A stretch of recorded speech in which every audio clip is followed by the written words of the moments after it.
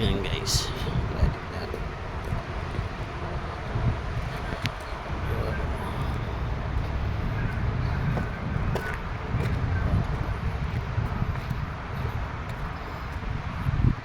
Mga forma. Pag maulan, maputik.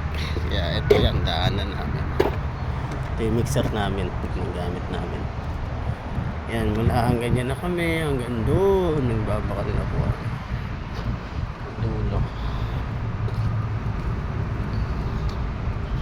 Ito yung mga materialis namin. Yan. Yan.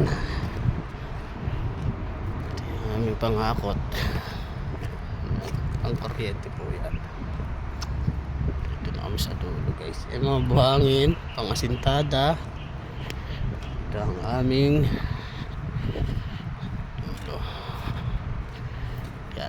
Yan po kami sa dulo. Ito yung ginagawa namin. Yan po. Ito.